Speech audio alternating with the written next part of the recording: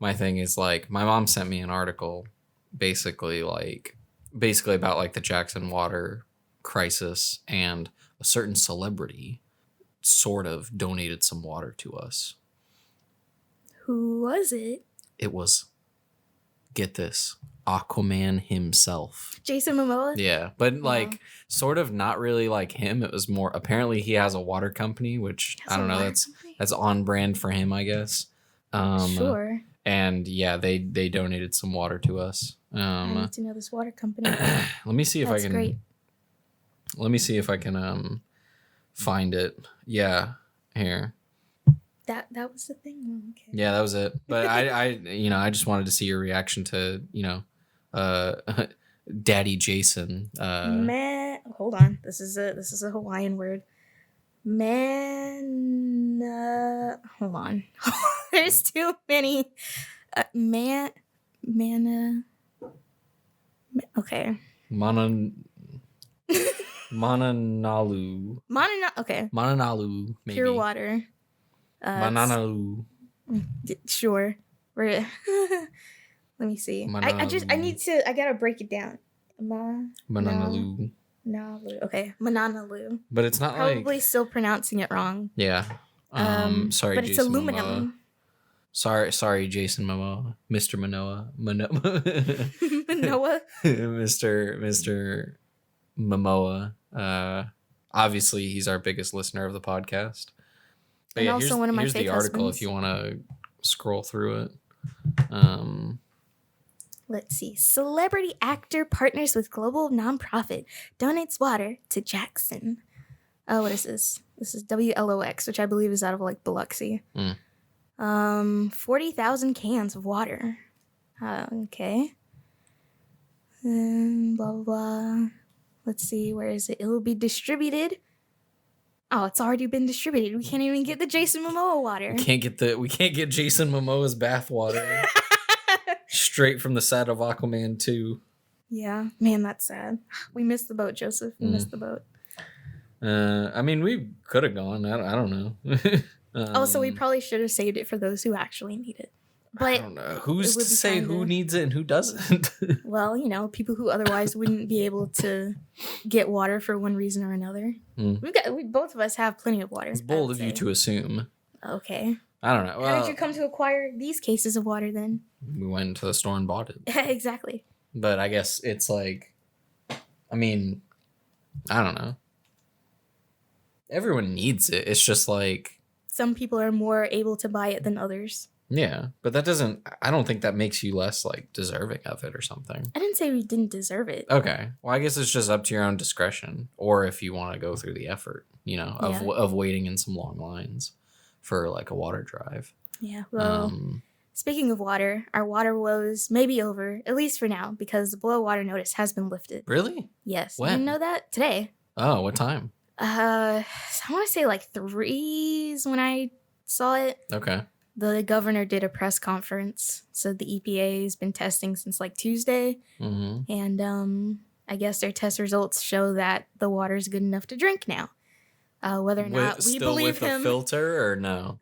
Probably still with a filter. Oof. Because, there's still like metals in the water. So, So back to the usual Jackson standard of quality. Yeah. But I can finally take a shower because I haven't for at least a week and a half. Really? Yeah. Well, hold on. I haven't taken a shower. I have bathed in that time. Okay. I haven't run the water. But I have been doing... I thought you were just at your crustiest now. No. If I hadn't bathed for a week and a half, you would know. I would see it on your face. And you would smell it. But what I have been doing is I have like a plastic container and I fill it up about halfway with water from a jug. And I microwave it for like 3 minutes. And I use that Does that make it boil? No, it just makes it hot. Because it's from a jug. Okay. So it's already like clean. Why? Oh, okay. You're just, okay, yeah. I want to bathe with hot water. I want to bathe with cold water. Well, I thought you got tap water. No. And then, yeah. No, it's from a jug. Do that 3 minutes, wash my face and my body in the morning. Not super great because I can't rinse off all the way, but yeah, that's what I've been doing for a while. And now, tomorrow morning, can finally. Man, we've been taking showers. I don't know if we should, but I don't know. I didn't want to take any chances because when I found out there may potentially be like E. coli in the water, Yeah.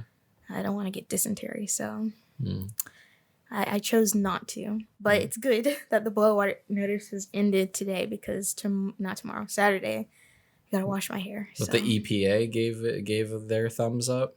Yes. Okay. And also, at the water plant, they've installed 2 new pumps. And these are not the rental ones. These are the permanent ones because they rented some from like New Orleans or Louisiana or something like that. But yeah, don't know what they're gonna do about the purification. But I guess whatever they have been doing has been working. So I hope the work still happens or something because I feel like it should. They're just like, again, oh, it's good now. Moving on. Yeah, I really don't know. But I mean, there's still. I mean, the whole city has like bad pipes. I mean, I don't know if you remember this, but when we were at Belhaven, it felt like every time it rained, a water main broke. So there's still a whole lot of that to deal with. But I think for now, we are somewhat out of the woods. I still haven't gotten a water bill, by the way. I moved into my apartment and I turned my utilities on June 7th, and I have still not gotten a water bill. I've been checking, and I haven't gotten one. And I've said it before, I'll say it again. That is a them problem, not a me problem. If I don't get a water bill, there's nothing to pay. So don't come to me asking for money unless it's in the form of a bill. So yeah. What is it? I was gonna say that I had like a semi surreal moment because the PlayStation podcast that I listened to, Sacred Symbols, they briefly mentioned like the Jackson water crisis, and I was like, buh, buh. I got a shout out. But what is it? They were talking about the reason it came up on the PlayStation podcast was because they were talking about how I think a game developer of, I want to say like Sherlock Holmes games. I'm not sure. It might be like a different game, and I'm just like messing it up. But something they did for fundraising, I think for, I guess, Ukraine's forces, as well as I think for their development company, was like, I feel like you probably heard about this because I feel like I heard about it somewhere as well. But basically raising money where like if you donate, then you can get like a message like written on a bomb. And so did you hear about that or no? No. Really? Okay. I don't know how I heard about it then because I feel like I had heard it somewhere before hearing it on this podcast, maybe on like a previous podcast somewhere, but let's see. Yeah, it says a Ukrainian developer is enabling, this is like their timestamp on the podcast, enabling, where is it? Where's the timestamp? Players to write messages on shells to Russia. Wow. And like, what is it? I think at first it kind of got like more political as the conversation went on, because first I guess it's just the story, the facts, then their like take on it, and then kind of like getting a little bit more political about it. Because I feel like when I first heard the story, I kind of thought it was funny a little bit, just because it's like, imagine like a bomb saying like ooh, or like something, I'm trying to think of something dumb, never gonna give you up, GG easy. Yeah. Or what, it's just the link to Never gonna give you up. Yeah, like word for word. Like I feel like there's a lot of goofy stuff that could be on it. Movie script. And that I feel like oh man, those memes and imagining them on like, I don't know, like artillery shells. Yeah, artillery is kind of inherently funny, but all three of them were like pretty disgusted by it, where they were like, yeah, like, well, I guess I could see that. Yeah, where they were just like, yeah, you're kind of memifying war. Yeah, gamifying war and like encouraging it, and but then also like what the main guy was saying, Colin, he was like, don't get me wrong, it's like obviously it's like there's he said like an aggressor and a, I don't know, I guess a victim. I don't think that's the word he used, but an aggressor and then whatever the opposite of an aggressor is in this instance, where it's like Russia started this war, but it was kind of bringing up, it's like a lot of Russia's not for it, and like a lot of the soldiers are conscripted and probably don't want to be fighting it, and so kind of memifying like death is kind of not great. And I was like, oh, I feel like I really saw their point, and I felt kind of bad. But then as it sort of got like more political, what is it? They were talking about how Colin was getting more upset because he's like, oh, it's like we send like billions of dollars over to Ukraine, but then it's like we can't even we can only send over a couple pennies over to Jackson, Mississippi, where people can't drink water. And I was like, which I mean, like, there is a bit more to that. Technically speaking, Jackson did get money to fix the water way before this happened. It just wasn't being used. Yeah. So, I think, and it was from the infrastructure bill, that money. Because part of it went to the roads and part of it went to the water, but it's just not being used. So it is being sent. It's just, I feel like a lot of people, they're focusing a lot on Tate Reeves, which, he does suck. So like, I can kind of agree. But the mayor, Lumumba, he also carries a bit of the blame as well. So he's not entirely blameless here either. So I wish people would look at that. But of course, if you're not from here, then you're probably not going to understand the intricacies of the local politics as well as someone who does live here. So I can kind of understand that. And I mean, Tate Reeves, I guess he is more of a public figure, being that he is a governor, and kind of, let's see, it's kind of in the camp with DeSantis and Greg Abbott, those cohort of Republicans. So I can see why people are more eager to jump on him than Lumumba, but they both suck. And I think I've said that before.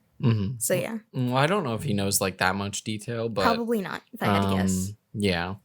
But anyway, I guess all that to say is that like, I don't know, I appreciated the shout out in a way. Yeah, but I can kind of pretty transparently see when people online are just going for outrage points when they say stuff like that, basically. So what do you I understand the sentiment, but you also don't fully understand the situation. But how could you know that like there's like money being spent where it shouldn't, and like corruption or whatever, if you don't like live here? How can anyone outside know that? Yeah, with the that information is a fair point available to them. That is a fair point. But I feel like, I don't know, it just feels especially annoying to me because I am here and I do know what's happening, which is why I feel that way. But there was this news story that came out, which broke here like months ago. Like we Ben knew about it, but it's now just starting to get on like national news that the governor and, well, the former governor, what is his name, Phil Bryant, and Brett Favre stole all that money from TANF, TANF, which is it's welfare money for like children and families. How did Brett Favre? What's Brett Favre's connection to Mississippi? Well, Brett Favre is from Mississippi. Really? I did not know that. He played on some football team. He's a sports guy. I don't really care, but I only know his name because of the movie, the hit feature film Zathura. Oh, I thought you were gonna say oh wait, no. I thought he was gonna say a Super Trooper because I want a large Farva, not a liter of cola, but no, that's Farva. That's not even Farv. So never mind. I don't know. No, because in Zathura, like, what is it? Whenever I haven't watched that movie in so long, but when spoilers for Zathura, which came out I think in like 2006 or something, what is it? Josh Hutcherson's character, him from like the future shows up, but maybe he didn't know that yet, and then he's like, I think to prove it to him, he's like, what's the one thing you've always wished for or something? He's like, a football signed by Brett Favre. And then he just has it with him. Okay. And whatever. So that's how I learned his name and never have forgotten it. Well, Brett Favre is a football person from Mississippi. played pro, I think, and also college at some point. Honestly, I don't care. Mm-hmm. But he got paid to do speaking engagements that he never did, but he still got the money from them. And also there were some texts that got released basically saying, hey, is anybody going to find out about this? And I believe it was either Phil Bryant or someone else involved be like, no, nobody's going to find out. And then, of course, we have the text now. And that's been out for a few months, but I guess it's just now getting picked up. The most recent thing is that apparently they used some of that money to build like a soccer or volleyball stadium of some sort for his daughter's like college. So, and that was like welfare money that was going to help, again, children and families. Now, eventually he did pay it back, but that was after he got caught. So, and all of this broke like earlier this year. So why is it getting more attention now? I guess national journalists are starting to look more into things that are going on here. Yeah. And they saw and they're like, oh, this is like big. It's a whole ice cream shop with how many scoops there are. What is that from? I made that up. You made that up? Yeah. That was pretty good. I'm not going to lie. That was pretty great. Wow. But yeah, basically. So yeah. And actually my workplace was affected by it a little bit because, you know, when all of that broke, they had to go out to all of the TANF grantees, basically people who are receiving money from the state to see that they're actually legit. So they sent a person to my workplace who didn't do very much monitoring, by the way. They just like sat in a back room and didn't do anything or like ask any of us questions or anything like that. And obviously we are like a legit establishment, so it was fine. But yeah, and that happened months ago. You guys were investigated? Very lightly investigated. Honestly, barely investigated. They only showed up to make sure that the address existed, I guess. But yeah. So, intro time. This is the 27th episode of the Not Just Arin podcast. I am Arin, and you are? Not Brett Favre. You continue to disappoint me. Good. That's my job on this. That's my like official like job description on this production. Well, it's good to know you know where you stand. Yeah. So are you into like British panel shows at all? Why are you laughing?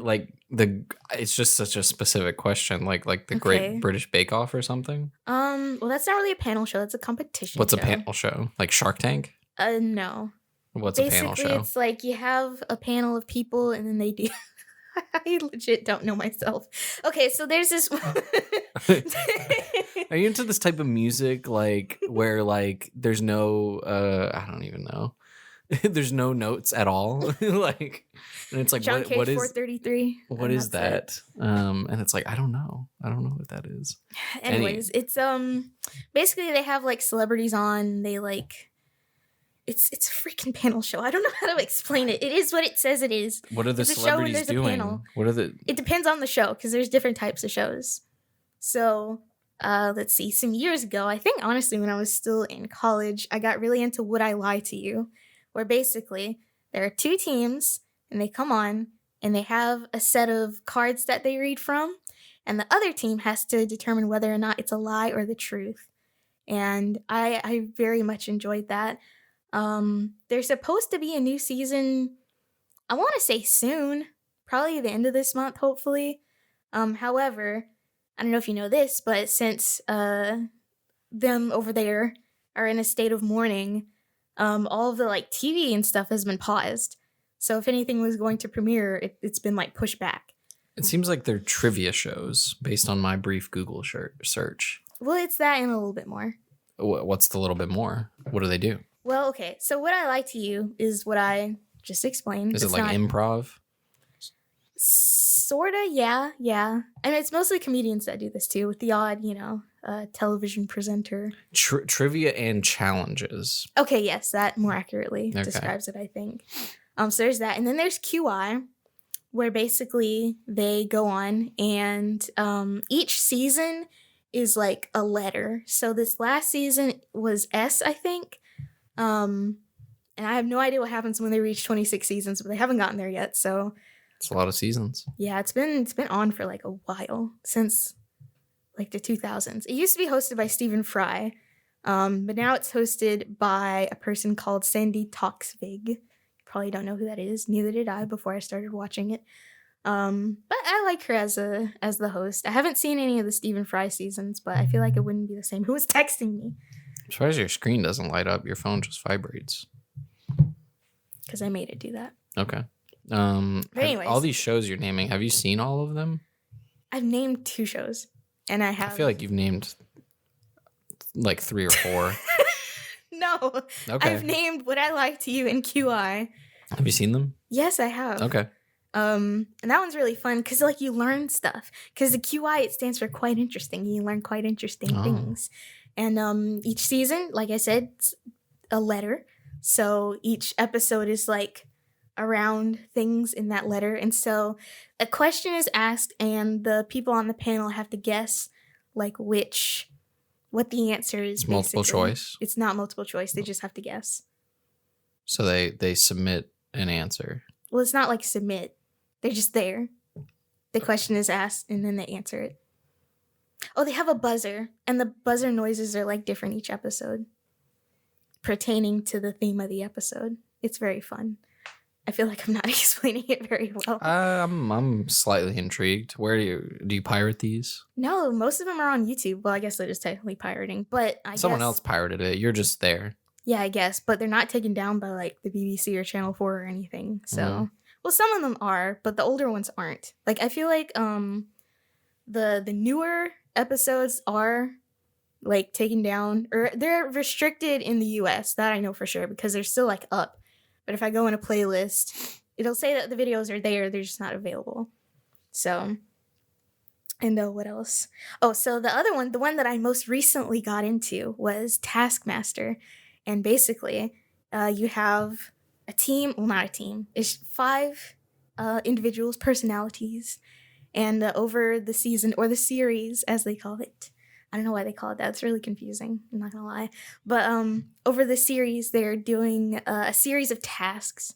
And basically, they have to, complete the tasks. I'll show you after we're done. Yeah, I'll be busy playing Fall Guys next time. Will you? Yeah, well, if my sister can, like, I don't know, wake up from her coma or something. Well, anyways, they do a series of tasks, and if they do them the most correct or the most creatively, they get a point. And what do these presumably rich celebrities win? Just more money? Nothing. Okay. They win nothing. So it's just fun. Yeah. Do they? I assume they're like paid for their time, probably. Well, yeah. Okay. But they get nothing. They don't win anything. A pat on the back. Yeah, and even the people on Bake Off, like the regular people on Bake Off, they don't win anything either. Oh.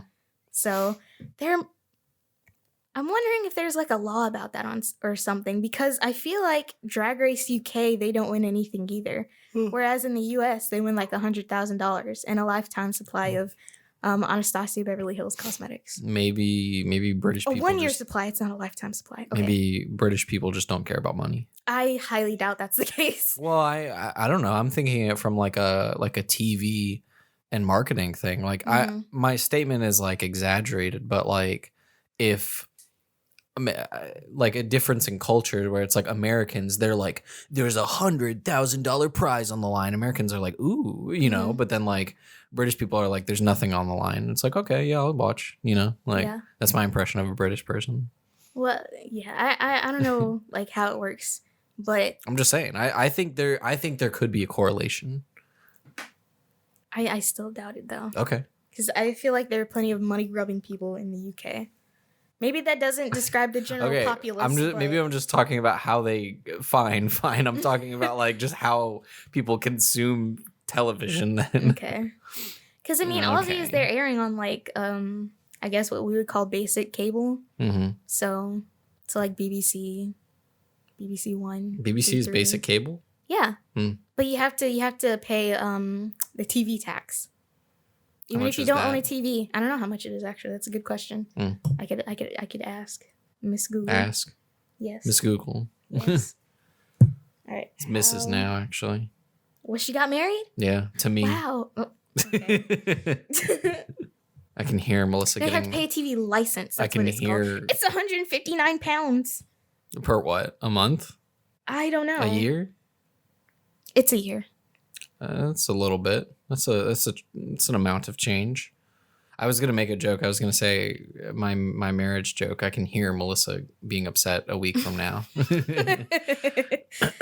Yeah, it's 159 pounds, or 5350 for black and white televisions, which is weird. But you said even if you don't have one, so That's what I've heard. I don't know if that's true. I feel or like not. that's not true. Then, like, what? Just everyone just be like, yeah, I don't have a black and white one. Give me the black and white one. That one was cheaper, right? Yeah. Yeah. But I think they might have someone actually come around. The only way I know about this is, okay, so the first time that I learned about the TV license was the Yog Pod, the Yog's Cast podcast that they had like in 2012. And they had like a joke about it, about the TV license man. And then a UK YouTuber Mimulus talked about it in like one of his videos a while ago. Because he said they were trying to get him to pay the TV license, but he doesn't have a TV, which is that's where I got that from. So, yeah, I don't know. And I'm assuming, all that goes to like BBC, Channel 4, ITV. Those are the only channels that I know.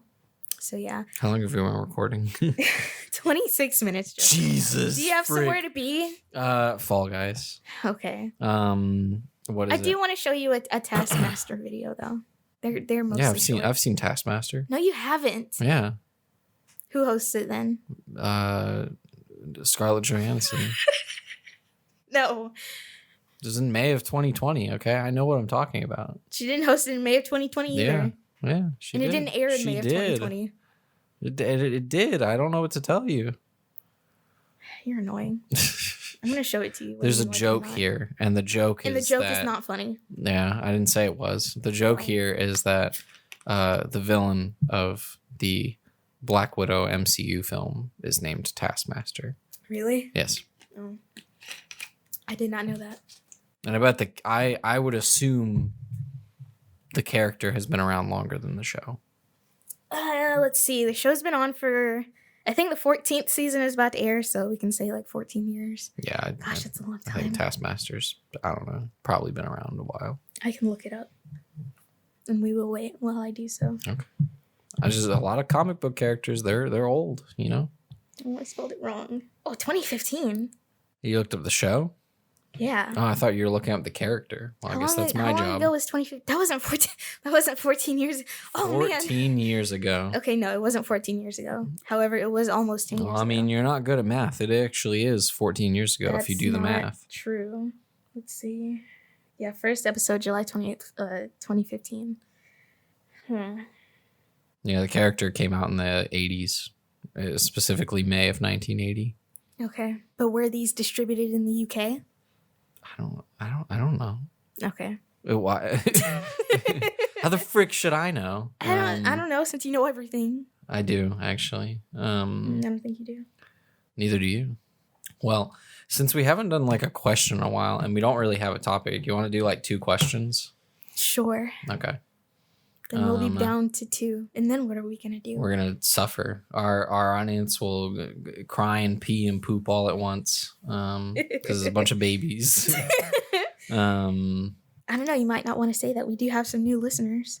We got one new subscriber on the channel. Really? Yes. We went from 9 to 10. That might be my new coworker because I did tell him about the podcast. Oh. We've been getting real chummy, Wow. Good for you. He asked me out on a date.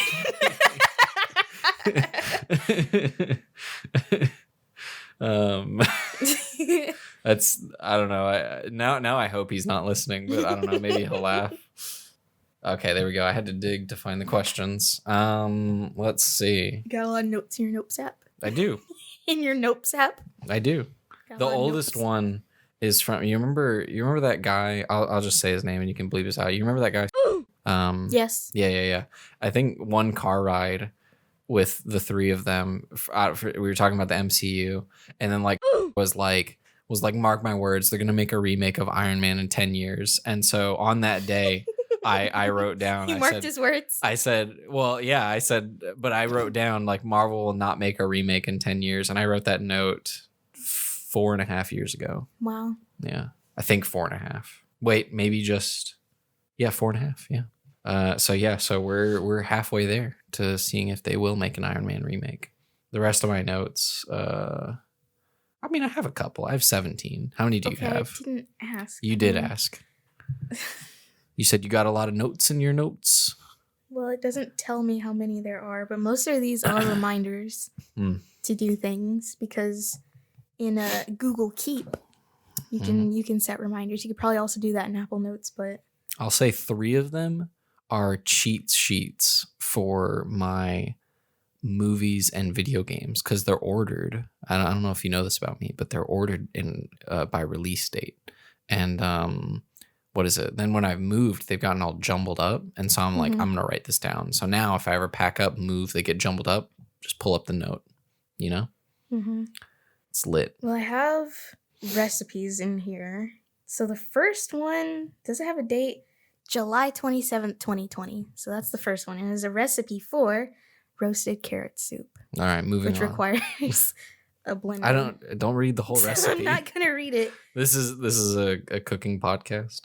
Yeah, I haven't really I don't delete a lot of stuff. I'm a digital hoarder, so I delete stuff. Yeah. I am gonna choose the questions. And then I'm gonna choose the answers. I wanted you to choose the person who goes first, David or Melissa. We'll do Melissa. I feel like she might give us a softball to start off with. No, there's no softballs left. Geez, they've been all deleted. No softballs. I'm warning you. Okay. So the Melissa's question that I have chosen is: have you ever been bullied? What was that experience like, and how do you think it has shaped how you treat people? Wow. Well, this one is just bringing the mood down again on this episode. I mean, yeah, I have for like most of my life, but gosh, I'm most of your life. She's like, yeah, when we record this podcast, I feel like shit. Like, oh man, this isn't really something I've ever gotten into like on my YouTube channel or in this podcast or anything like that. But I am basically functionally estranged from my brother, so yeah. Okay. For that reason. I mean, we've talked about your brother a lot, but I don't know. I never have publicly though. Well, yeah, but I'm saying like I've never heard you like, I don't know, like quantify it as like bullying. Just more like you're like, oh, we fight. He's not a good person, so on. Yeah, it was really just a really weird time because for the most part, I never even really got bullied like at school up until I want to say like middle school and high school. But at that time, I feel like I was like equipped for it because I was getting bullied at home. So.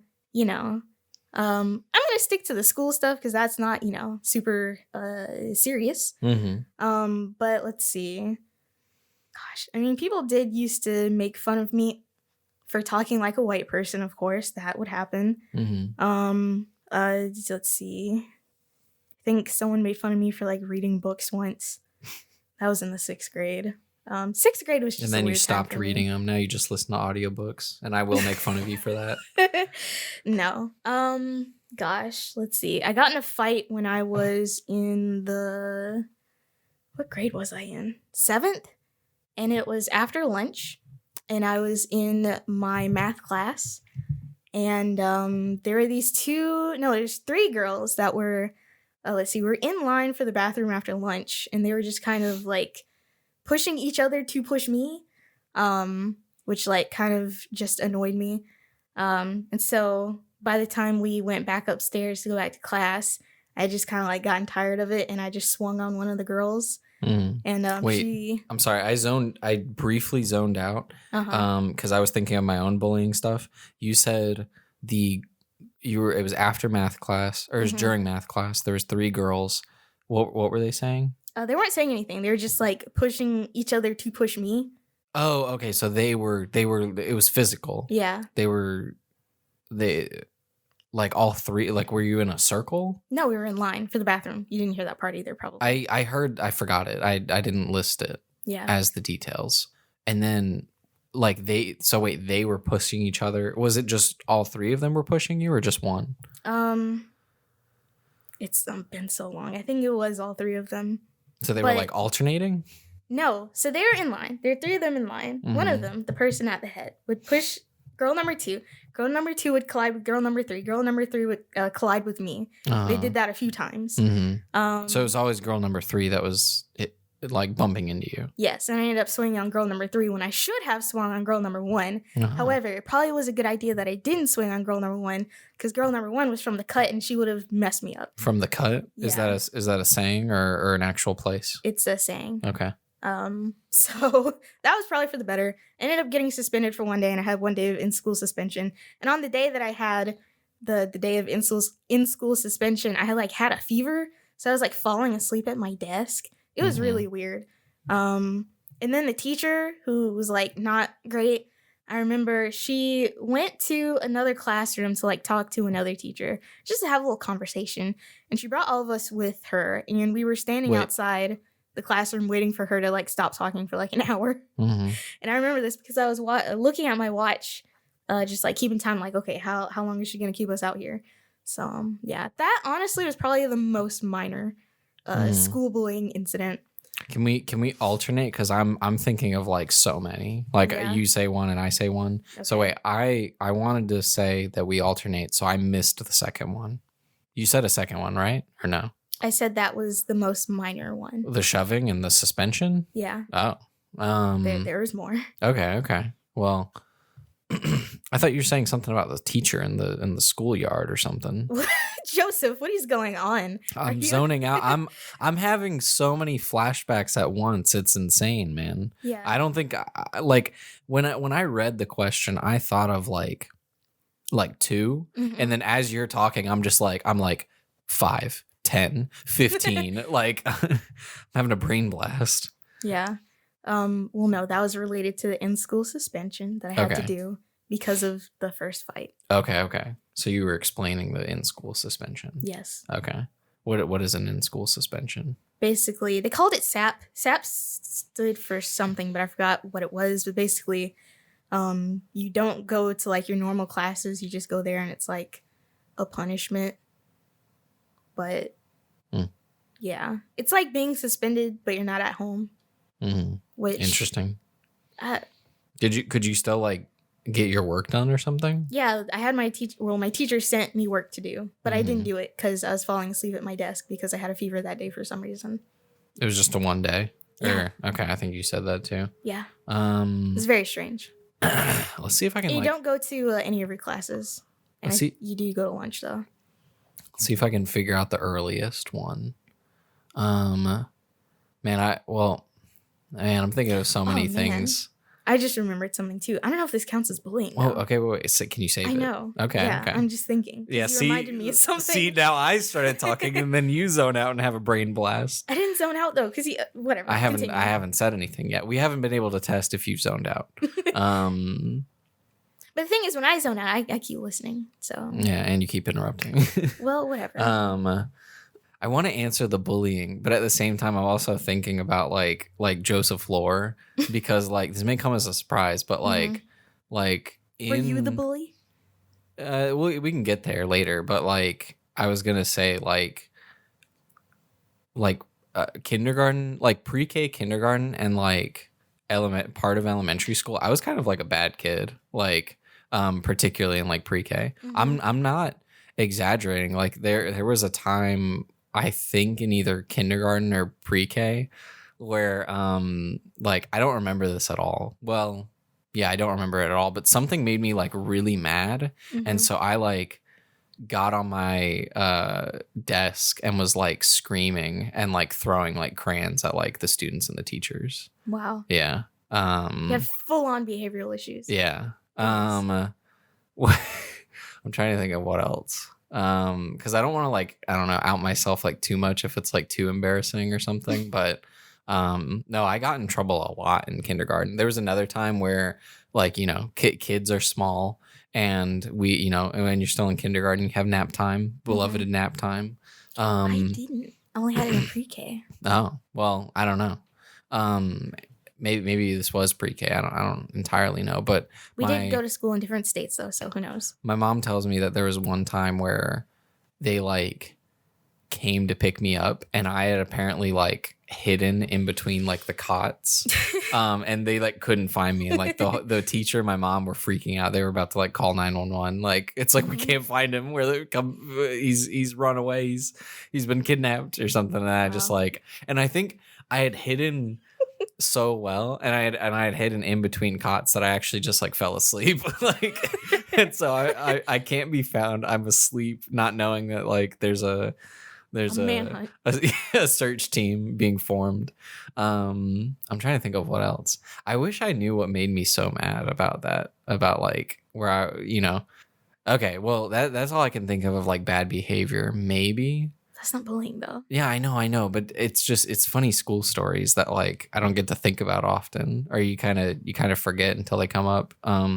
There's another time where I sort of like got into like an argument with my, I think, second grade teacher, because like first through like fourth grade, first through fourth grade, all of the teachers were nice except for the second grade one. For some reason, she was just like a mean lady, and she treated her students meanly. She like, I feel like I remember her one time, like there was this one kid that was kind of always acting up, and like to tell him to like be quiet, she wasn't just like be quiet. She just went like, Ryan, you're annoying. Like, you know what I mean? Like she was so mean. And one time we got in an argument because she was saying the word, like it was something about time. It's like if you go to the bathroom, this is me kind of guessing here, kind of trying to fill in the blanks, but like it's like if you go into the bathroom for like a bathroom break, be back in like several minutes. And I was like, that means 7. Like, and she was like, no, it doesn't. I was like, yes, it does. 7. Like, you see the correlation. You're just not getting it, Mrs. Whatever. Like, I wish I could find my. I wonder where my like elementary school yearbooks are. I don't even know if I had an elementary school yearbook. Let's see. Okay, bullying. Oh man, You still like 3 stories there. Oh, okay. Well, I haven't told a bullying one. Also, I feel like mine are somewhat shorter than yours. Are they? Than your shoving one? Shorter in your head. I don't know if you know this, Joseph, but I have a lot. Do you want to go to point B? It takes several minutes. I feel like I can agree with you there, but I feel like the journey is hopefully worth it. I think I like to think we have fun. It's full of a lot of ums and silences. It's because I'm thinking. If I have a story like locked and loaded, I can tell it well. Joseph, I have to cut out all those ums and silences. Okay.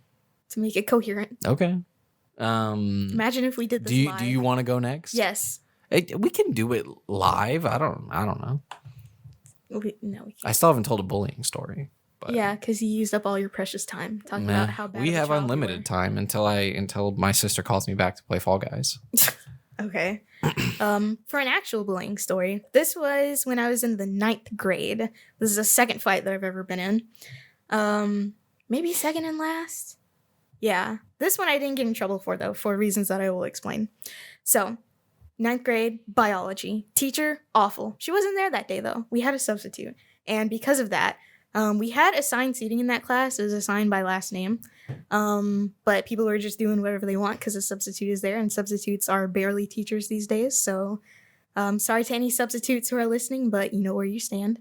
What? I don't know, man. I like... When I went to school in the area that I went to school, substitutes were glorified babysitters. Okay, well, you said these days as if this was like last week. You're talking about years ago.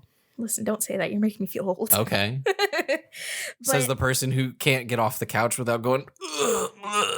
Okay, I do that for comedic effect. I can't get off the couch without making noise. Prove it. I will later. I'm not currently on a couch. Mm-hmm. But anyways. You'd stand up out of the chair. Why would I do that? See, to prove we're it. Wasting precious bullying time. So we had a substitute. And I was just sitting, chilling in class, not doing my work because at that point in my life, I did not care about school. And if my teacher who sucked wasn't there, I wasn't about to do it. Listen to music, probably Fall Out Boy at that time because, again, 9th grade. And so this kid was sitting in front of me whom I did not like. And I do know his name, but I will not say it for his sake. Not really, just because I don't want to say it. Also, to make you feel old, 9th grade was like 8 to 9 years ago. I can believe that. This was 2013 we're talking about. Maybe even 10. Nearly because 10. it's not 2023. Okay. Okay. Nearly 10. So this kid was sitting in front of me. Didn't like him very much, but typically he would be across the classroom from me, so I wouldn't even have to like worry about him most of the time. But what happened was that he kept knocking my notebook off of my table that I was sitting at. So first time he did it, didn't do anything, was very zen, picked up my notebook off the floor, put it back on the table, sat down. I didn't even think I said anything. Second time he did it, okay, I think I might have told him not to do it again. So second time he did it, I went, got my notebook off the ground, put it back on my table, smacked the taste out of his mouth. I smacked him pretty hard. It was really loud. Like open hand? Yes. Like, okay. In the face. Mm. Probably in the mouth if I had to, remember. Somehow the substitute did not hear this. This classroom wasn't large by any means, by the way, and there's only like maybe 11 of us in there. So, if that. So I smack him, I was like, all right, I'm not putting up with this today. You get one good slap. That should be enough for you to stop. So I go and I sit back down. He does it again. So what do? I go, I pick my notebook back up, put it back on my desk, and I start wailing on him. And, I had to be pulled off of him. I feel like you're the bully in this story. How am I the bully? He was the one doing it to me. I was doing this in retaliation. Yeah. And also we had history. He would bother me a lot, and I did not want to put up with him on this particular day. I was having a rough day for some reason. Neither of you are innocent, I would say. I would say you took it like very far. But I'll tell you what happened. He did not mess with me after that day. So sometimes violence is the answer. Yeah, that I do not endorse that message. Well, my dad endorsed that. When I was, I remember. When I was in the second grade, my dad told me if anybody messes with you, you ball up your fist like this, and he shows me, and you hit them in the eye until they stop. That was terrible. He shouldn't have told me that. And I think my mom heard and she got mad. But hey, it did work in the times that I did have to resort to that. So the first time that I talked about and this time now, I was not messed with. So, it sent a message, the humiliation of having, let's say, it's probably shorter then than I am now, having a girl of that stature beat up on you, catch you unawares, it's with a, lot of machismo around there. It does something to you. So it did work. He did not mess with me. Anytime I caught his eye contact, he would look away. I felt powerful for a while. So. And all that ego went to your head.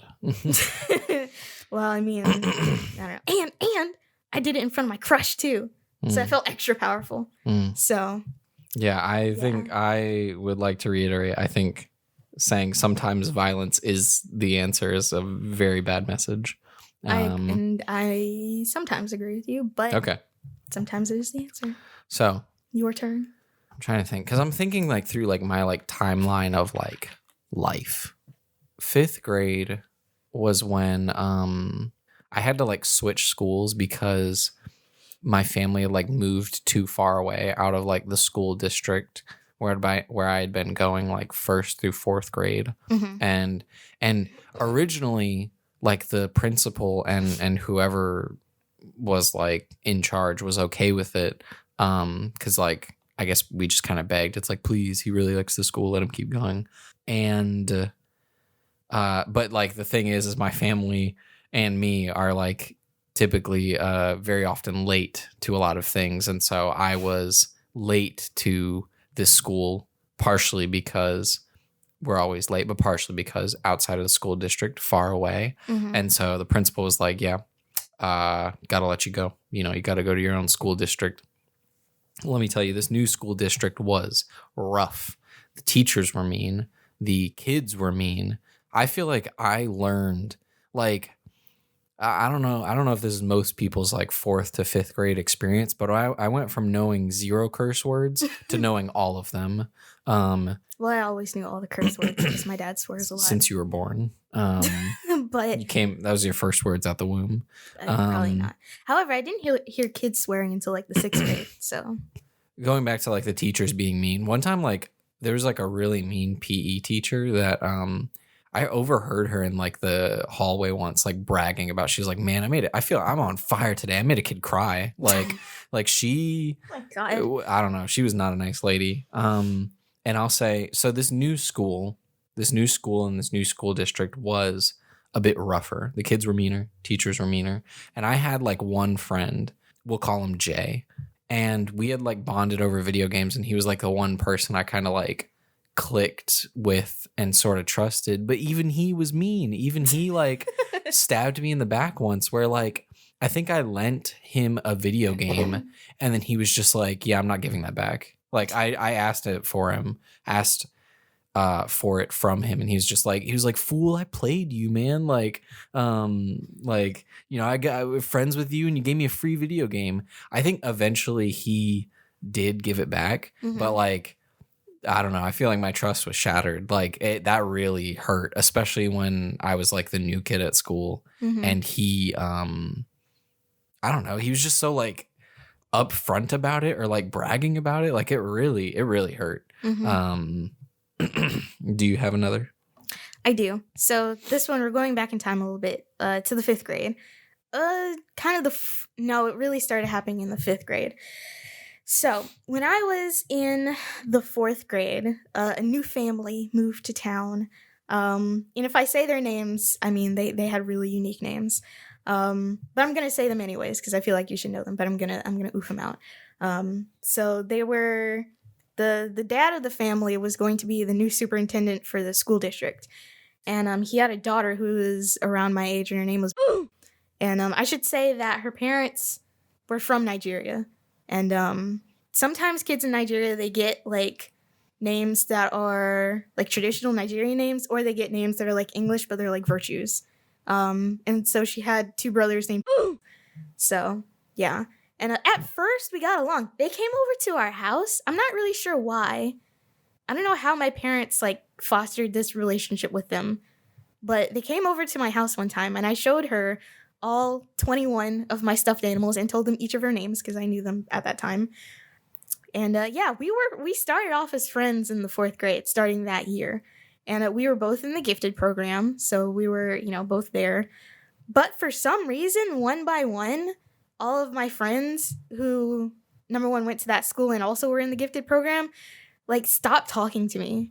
Like, and to this day, I have no idea why, but they started, like, excluding me from things for honestly no reason. And it felt like she had stolen my friends. And I remember one time, there's this one incident where I think they were either playing Scrabble or chess or something, and I had like inserted myself into their group, and I kept like wanting to be a part of it because these people did used to be my friends, and now they aren't all of a sudden.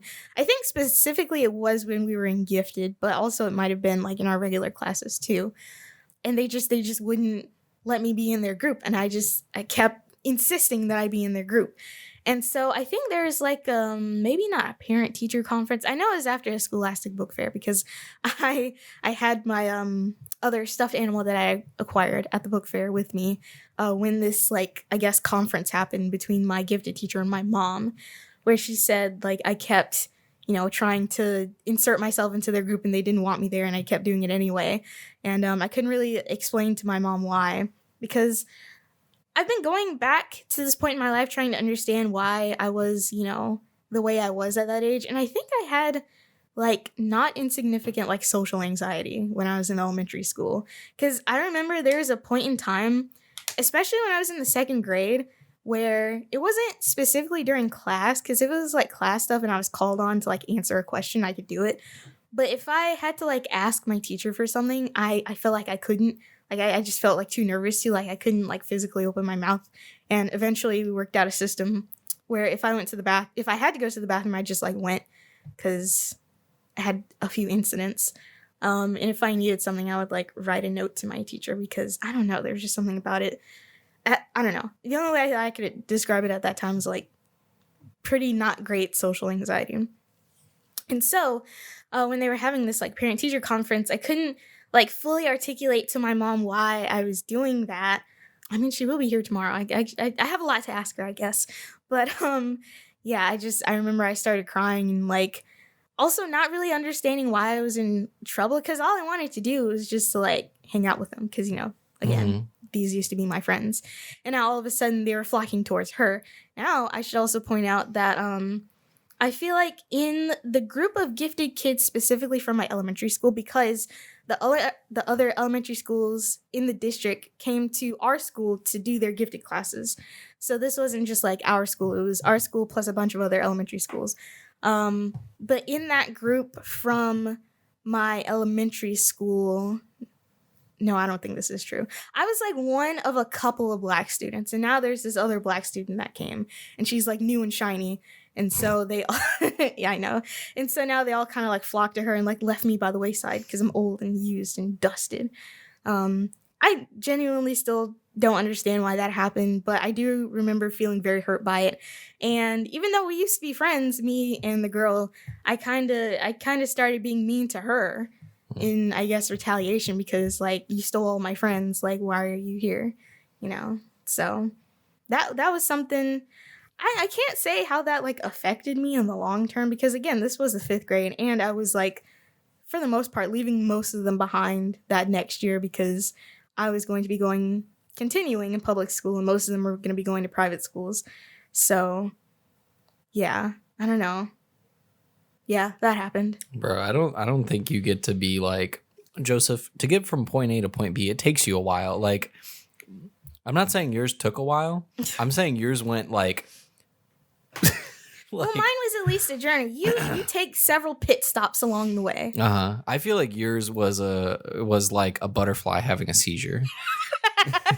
Okay. All I'm saying is that you lost me, because I was following new girl, friends left you, and then like it went all sorts of. I was hoping you had a reason or theorized a reason, which you sort of did, of just like, oh, she's new. You're Woody from Toy Story. Yeah. But I mean, I never found out why. Is that, I guess, like, is that really bullying? I guess, like... Exclusion? Yes. Well, I guess it's intentional. Yes. Okay. Yeah, I got you. Social exclusion is, like, probably one of the worst forms of bullying. Well, the audience can let their thoughts be known in the comments, but all I'm saying is it was a little hard for me to follow. Okay. Text me right now if you thought that story was also hard to follow. Honestly, I feel like this whole question could be an episode unto itself, because like Probably. as I'm thinking about it, I feel like it is something like, giving like the cliff notes, it is something like, I feel like always being dealt with from like the moment you're in school to I would even argue into college, I don't know about after college, maybe. In the workplace, it could definitely happen. Well, I'm thinking of me. I'm thinking of like, has that happened in the workplace? No, I don't think so. Yeah. For me. Has it happened when you were in school? Well, yeah. Not by a student. Huh? I said not by a student. I would definitely say there were times where like I felt bullied by like other students. Really? How do we have to be vague? Like, is there any reason to be vague? I mean, for the not student reason, yes, but okay. Well, I mean, I guess you can bleep their names, but like, I think like, I don't know. I like there's things that like, I would say it's bullying, but like that doesn't necessarily make someone like a bully. You know what I mean? I think like, and some of this stems from the not student, but the not student giving his opinions and having, I guess, such like power in the position, it influences the students. And so things like, I guess, like people always making jokes of like me being late, and like, which I mean, it was true. It wasn't as true as it would seem, and it still hurts if like you're made fun of for it. Yeah. I think it's just one of, I don't know, it's one of like my quirks and my family's quirks, but like even if it's true, I feel like it's one of those things where it's like it's a quirk of like me and my family, but I don't think I should be like belittled for it. Well, see, here's the thing. Wait, no. I'm giving my piece. Okay. Tell me the thing in a second. Okay. And I think I get partially of like like what contributed to being like I would say bullied for my tardiness, and that is like trying to set an environment where it's like you can't be late because it's like that's the film industry, that's like whatever. But it's like the thing is with me, it I guess how my brain works is like if I know it's super serious, like a film job, I will 100%, unless something like out of my control happens, I will 100% be on time. If it's like a job or something where I know that I can't be late, Mm-hmm. you know what I mean? It doesn't carry over in that. But when it's just class or when it's like, you know, whatever, it's I don't take it as seriously. And then even then, if you're then like, I guess, bullied for that by the not student, and then the not student influences the students to I feel like people listening can easily Yeah, extrapolate who the it- not student is. yeah, it doesn't matter. It was a professor. Yeah, I feel like that hurts, and that just further deepens the problem where it's like, why do I even want to show up to class at all Mhm. if I'm just gonna like be made fun of, whether I actually am late or not? You know what I mean? Because it's like, I personally think like senior year or junior year, for the most part, like I had built up this reputation in like, I'll say freshman and sophomore year. And then I think part of junior, most of senior, I think I relatively like broke that reputation, but it still stuck. I was still made Mhm. fun of for it. And so it's like, it felt like every time I showed up for class, it's like, oh, you're actually on time. You know what I mean? Like, and that hurts. It doesn't feel good. You know what I Yeah. mean? And so I think, you know, regardless of if it was true or I feel like regardless of anything, it doesn't make it right. Mhm. So what's the thing? I was gonna say that, you know, being late is something that you can easily fix. And it's not saying that what he did was right, because it wasn't, but you know, it's not good to be late to things. You don't want to be late. I was gonna say something. So okay, when it comes to this is gonna sound weird. When it comes to making fun of people, making fun of things that people can fix, like being late, or I guess I'll just say being late. I feel like that's different than like a character trait or like a physical trait. Because like if you don't want to be made fun of, and this is just my thought process, not saying this to you, if you don't want to be made fun of being late, just be on time. Mhm. And clearly that wasn't enough because it still continued. But Mhm. you know, it's an easy fix. Mhm. So So And I if feel if like you're not saying it to me, why are you saying it? because it's like it obviously hurt you a lot. Uh-huh.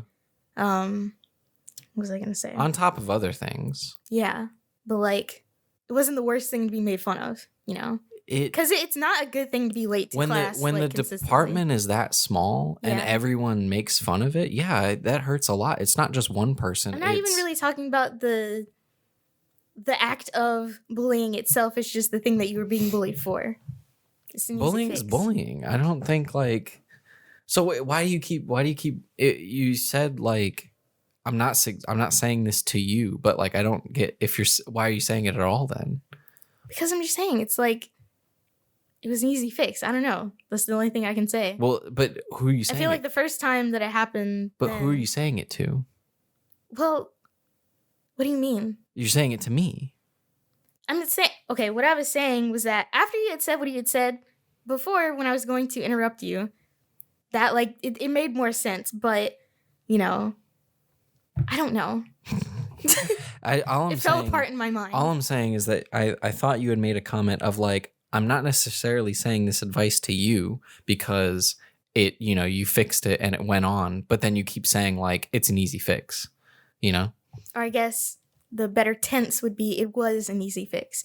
However, it continued after that. Or you could say it should have been. I don't know. Which like I don't know, being late, me personally, something I don't understand. Is like if something starts at a time and you roughly know how long it takes to get from where you are to where it is, then you shouldn't be. Maybe this is a personal thing for me because I like hate being late because I feel like I'm gonna miss something. Mhm. And there's also a stereotype that Black people are just late. So that's probably a personal thing for me. But I don't know. I feel like It's like the least worst thing you could. Wait, hold on. Could be a cultural thing. It could be my Honduran side showing. Maybe, I don't know. But and it wasn't just the being late thing, but it's like other people contributing to it that I think normally wouldn't, like, I guess, like you, like, and when it comes from not just, I guess, the professor, but like, and not just students that you don't necessarily like, but people you do like and are close to, that hurts, I feel like, the most, you know what I mean? And I think we've talked about this, I don't know about on the podcast, but I think that whole department had like an air of bullying. It's a hostile work environment. Sure. But I think there's other things that I'm trying to think, because it's like, do I list them or do I just like say other things, etc.? I mean, and this doesn't well, I don't know. I don't want to stick on college for forever. I don't know. Maybe I want to move on from college just because I feel like we're dancing around it for whatever reason. Text me right now if you would like to stick on college or if you want me to move on.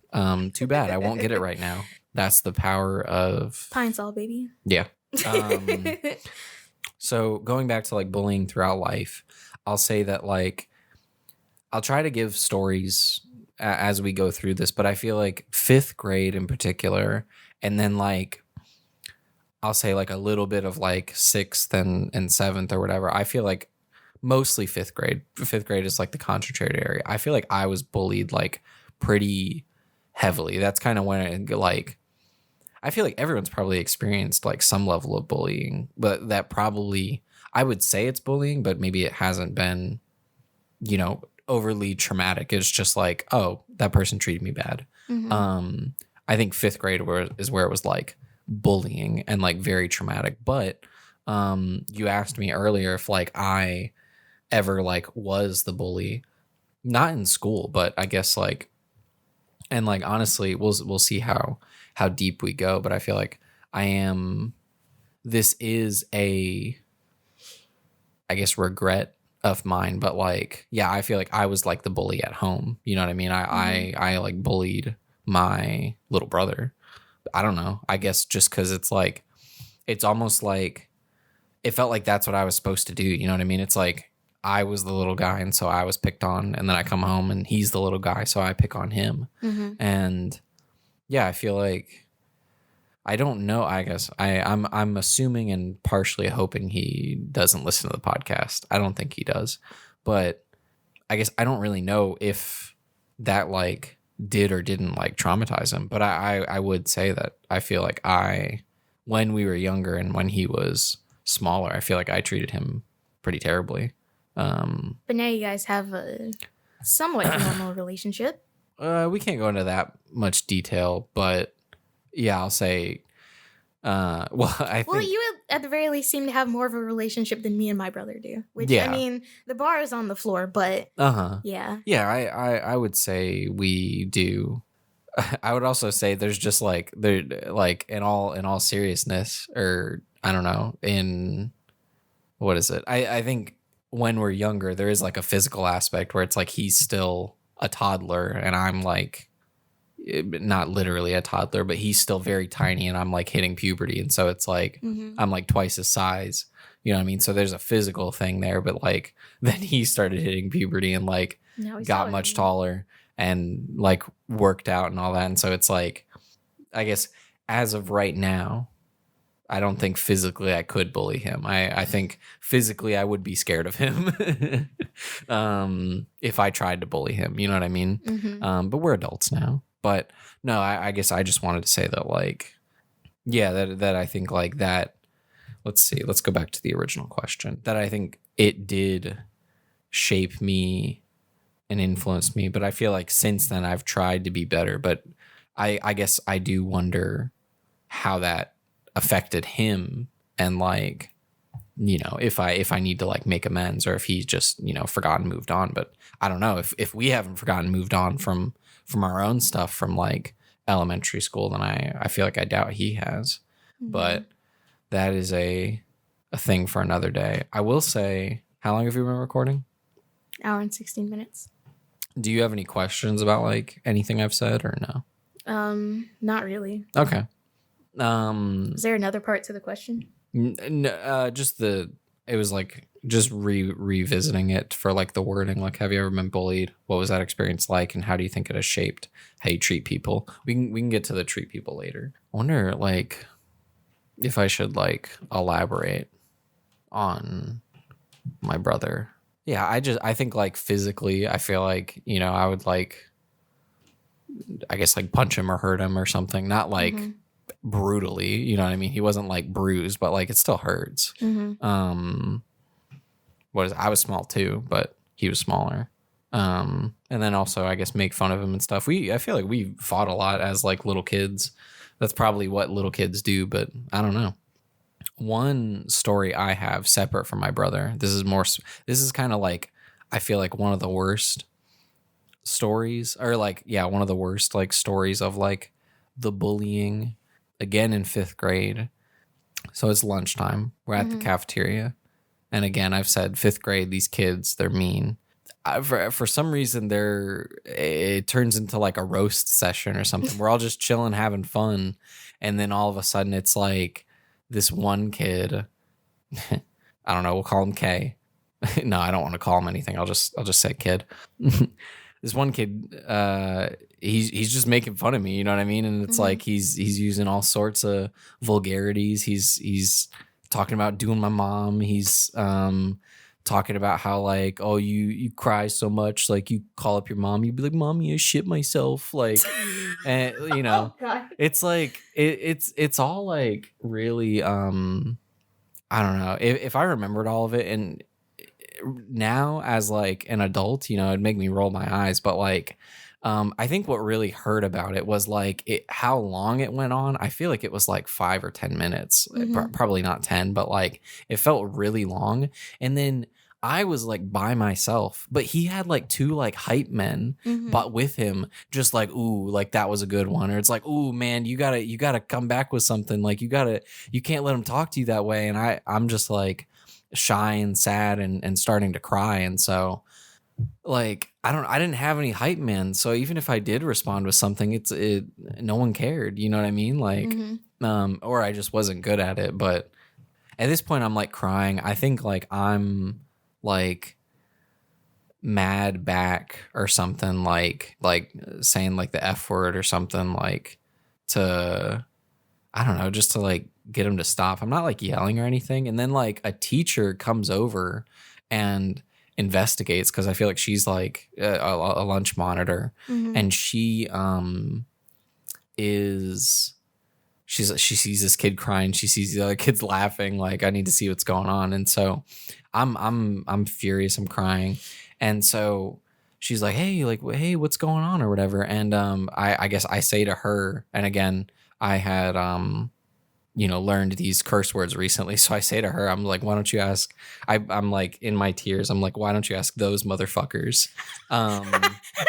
Yeah, I swore a lot in 5th grade, like a lot. This school was wild, man. I'm just trying to picture little 5th grade you. Yeah, little 5th grade me. You should see like a picture of me just to like, but I'm like crying. I'm so sad and mad and like, but see, the problem is that she misheard me. She got really offended. And so basically the other kids like didn't get in trouble at all.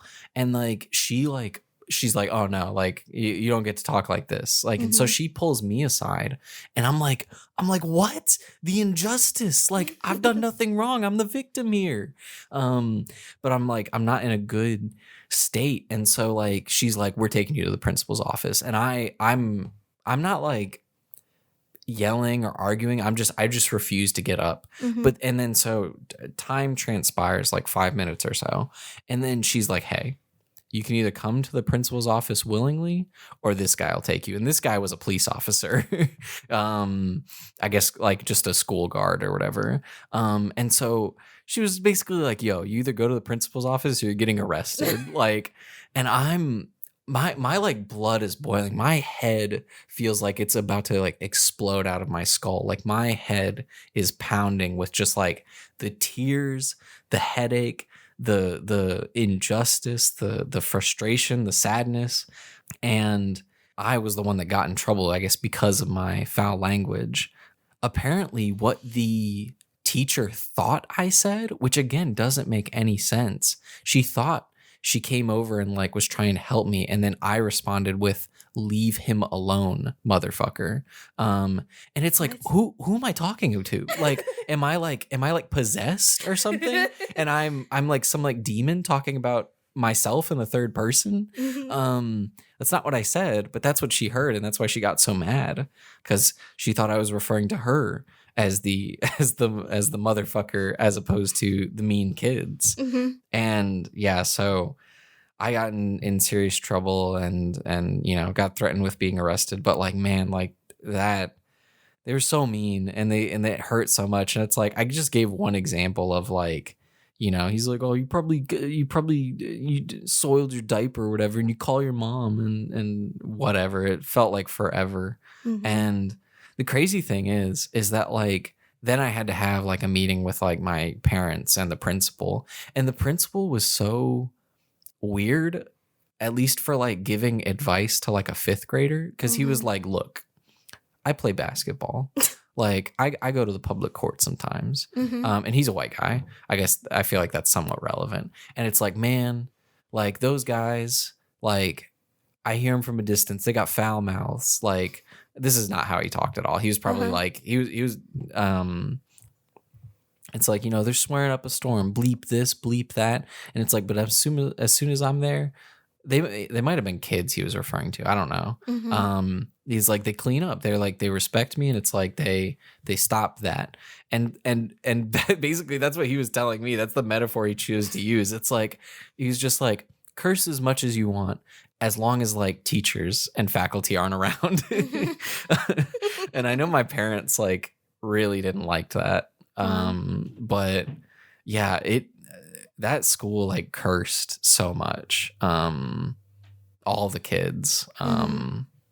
Really, it was wild. It was the Wild West. And I wish I had more stories or could think of more, but like, yeah, I just think like the kids, the teachers, everyone was very mean there. And then even the principal was kind of weird about it too, where he's like, yeah, just, you're 8, but say whatever words you want, just as long as no one can hear him.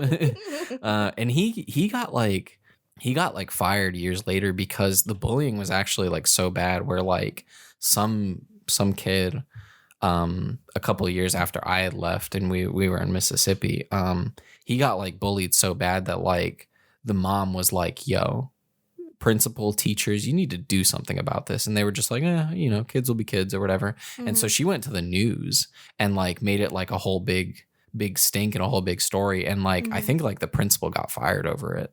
Well, like, you can very easily research this if you tell me the school's name. Brookwood Elementary School. And you said a couple years after, so we'll say 2012, 2011. Yeah, I would say in a time frame of like 2010 to 2012. That should be it. Virginia Beach. Okay. I guess I'm not doxing myself if I'm not in the 5th grade anymore. Yeah. Okay, so on the web version of Google, they let you like put in the like actual years that you want to search, but for some reason on the mobile version, it doesn't let you do that, and that's annoying. Yeah, it doesn't let you do a custom range. That's so lame. All right, so say 2011 to 2012. Nothing. All right, great. Thanks, Google. So, how have these experiences changed us as people? I still was like trying to finish up. Well, and what is it? I guess I can say, since you went on the whole... Well, yeah. But I think maybe I had like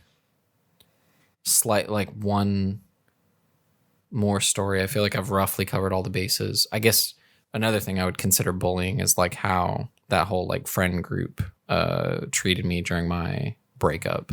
Oh yeah, I would consider that bullying.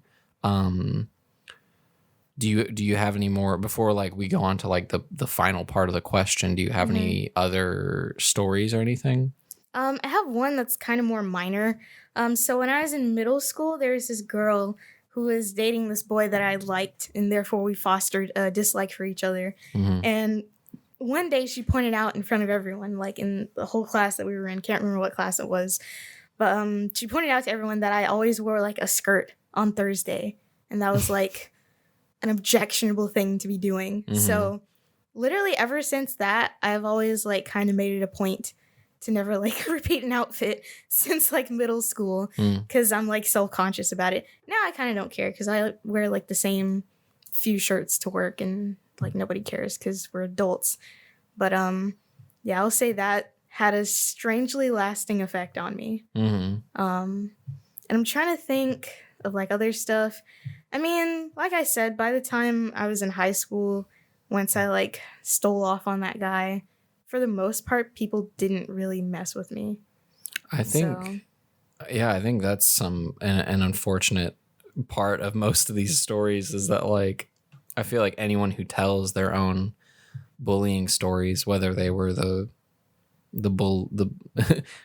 bullier or the bully. But I will say this: I feel like I was in the middle of a thought. I was gonna say it.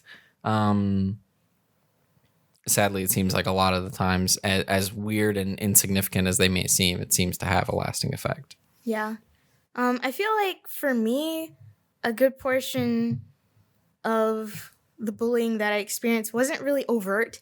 It was mostly just through like exclusion, you know? I was kind of in a weird spot in high school where I was like on the edge of being in like the popular group because one of my best friends at the time, she was like the it girl of our school. But I was also on the edge of being like in the nerd group because I was like in the robotics team and like friends with a lot of those people and they became my good friends. So I was like in this weird edge of these two groups, and really the most exclusion came from like the popular group, I guess. I guess just like not being invited to things, or if I am invited to things, it's like as an afterthought. I will say one thing that happened to me that still kind of affected me was my 16th birthday party. I had. Why are you laughing? Well, because it's just another story, which is fine. Yeah. I've It's one brief. or two more as well. It's brief, I promise. So I'd invited like a few people, maybe like 11 people, to come to my birthday party, and I think only one or two of them that I had actually invited have like showed up. So, and they only showed up like an hour after it had started. So that, I'm not gonna lie, once it hit, because I think I had it where it started at like 6. Once it hit 7, I was ready to like give up. But then people started coming, and eventually it was fine. But they ended up bringing someone that I like didn't like, and they were like, "Oh, he doesn't have anywhere else to go. He can't go back home. You gotta let him in." Why couldn't he go home? I don't know. Probably got kicked out or something, which was a thing that happened to people there. So. Yeah, I don't know. I was kind of put in a weird spot on my own birthday to let this guy that I didn't like into my house. That was weird. That was definitely kind of weird. I'm not gonna lie. But I mean, it ended up being an okay time, but it did feel really weird at the time. And yeah. So now that I've invited a not insignificant amount of people to do something with me this year, and only 2 of them have responded, I feel a type of way, which is why I don't tend to, do stuff like that often. So I don't like plan big bashes like I did that time. You gotta. Well, I can definitely relate to that. I mean, me and Melissa, we can guilt him for you. We can make him feel real bad. I sort of tried to. Where like, what did my text say? I sort of tried to of like you were like I don't know about anyone else. Sunday. I don't think you said that. You just said you were busy Saturday, but you were available at some other time. Oh yeah, I actually didn't try to guilt anyone. I thought I did, or I thought about it. But yeah, it also just like leads to feelings that, maybe my best friends aren't my. Wait, hold on. No, I gotta think about this. The people. Okay, I'll just put it this way. There was a point in time where I was in class or something and we were like talking, and the guy who I stole off on that one time asked me like, "Hey, is so and so your best friend?" And I'm like, "Yeah." And he's like, "She is not your best friend, right? Or Mhm. you're not her best friend, right?" And I don't say anything, but it kind of hurt at the same time because I knew it was true. Because like I had considered her my best friend, but she was like much closer to other people and hung out more often with other people. Mm. And I've always kind of had that feeling that the people that I'm close to aren't as close to me as I'm close to them. Because Mhm. there was that, and then there's the guy who I ended up, being more close to, let's see, around my senior year of high school and into college, who is only friends with me because he wanted to see me booty butt naked.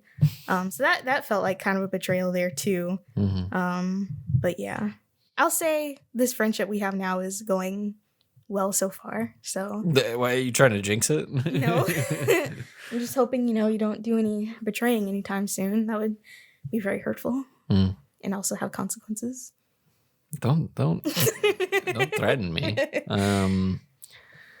No, I think like I relate a lot to what you're saying. I feel like what this, I don't know, this may sound sad, but I feel like how I I don't know, I guess how I grapple with it is it's always like a lot, I don't know, you always have a lot less friends than you think. Yeah. Not to say that these people aren't like my friends, but it's like a lot of them I haven't seen in months, you know what I mean? Mm-hmm. Is that just adulthood? Is that them being bad friends? Is that them having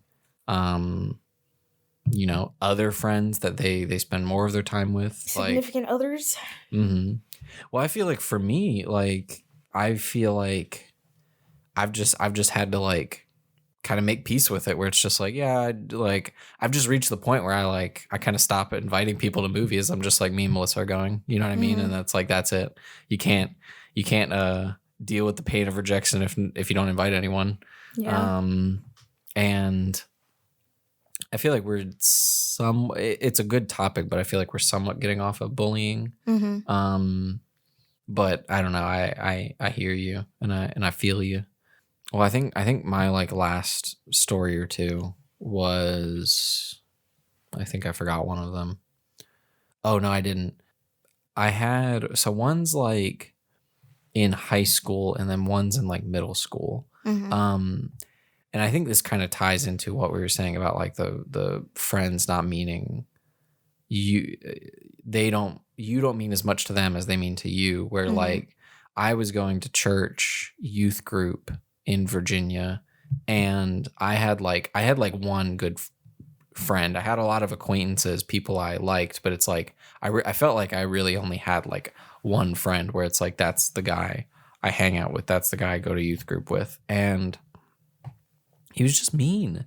Like he wasn't a good friend, and like I feel like I wouldn't say I was clingy, but I would say I guess I clung to him, because it's like, who else do I hang out with? Who else do I Mm-hmm. talk with? I'm just at youth group by myself. And what is it? I know there was one time where it's like he was there and I was kind of like following him, and he was like, no, stop. Like I need some space away from you. And I don't know if he was like embarrassed by me, or if he thought I was annoying or something, but like I was flying solo that youth group, and that really hurt. And another thing of like, I don't know if we've ever talked about this, but like we both something we bonded over was video games, and we both had a PS3 and we played games online. And what is it? I was kind of getting into trophies, because I even if you don't necessarily care about trophies, I feel like every kid likes to brag. You know what I mean? You're a kid, you want to be proud of something, and so it's like, oh man, I got these trophies in this game or whatever. And then, but obviously the most coveted trophy was the platinum, Mm-hmm. where it's like you got all of the trophies, no matter how hard or how long it took you to get them. And games are a lot harder when you're in middle school, still a little baby. And what is it? I know something that like I don't think I either had one platinum or I had no platinums, and he had like 3 or 4 or something. And what is it? He just like I was also like a year younger than him, Mm-hmm. and also hadn't been playing games as seriously as long as he had. But like he had like said to me, he's like, it just means I'm a better gamer than you, dude.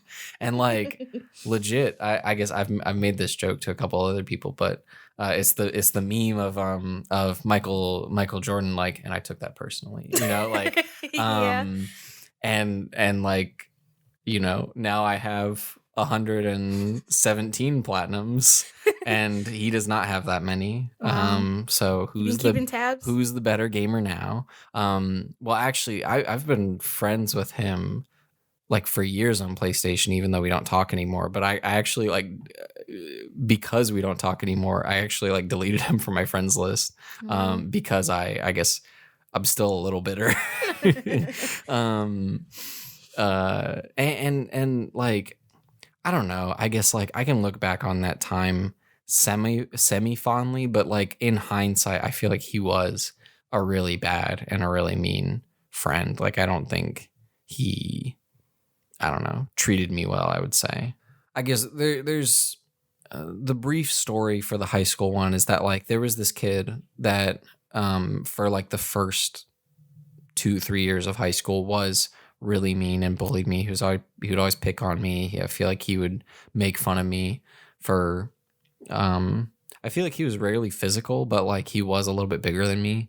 But what I found out and what made me feel a little bit sorry for him is like before I came to this school, he was like the one who was bullied. Everyone bullied him because he was the smallest and like the, I guess the wimpiest, where like someone told this story, and I'm partially telling it to like somewhat make fun of him, but also I don't know, he was a kid.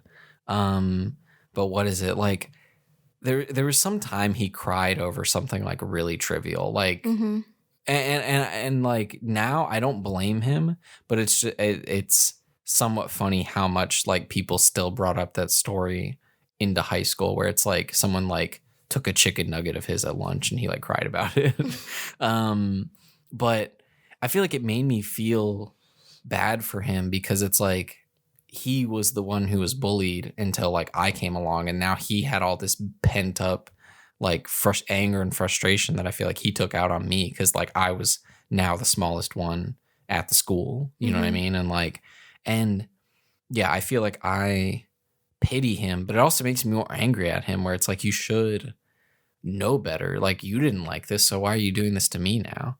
And that continued for a bit of high school, but it's like, I think as I grew up and matured, I feel like I kind of saw him for like, I guess the wimp he was. I have no idea what he's like now. Hopefully he's matured and has grown out of that. But again, that just kind of goes into like people being bullied, turning into bullies, which is like, I feel like I could say the same for myself of like, I hated it. So it's like, why did I treat my brother that way? I don't know. I don't know, cycle of violence, if you will. Yeah. But so I guess that ties into how has that affected us, or how has that affected how we treat other people? I feel like, oh wait, didn't you want to go first or no? Yes. Okay. I don't think this has caused me to treat people like any better or worse.